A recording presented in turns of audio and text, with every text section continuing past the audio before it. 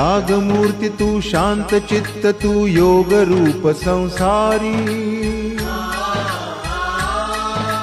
दया प्रेम अन मानवतेचे प्रतीक तुझी ईश्वरी।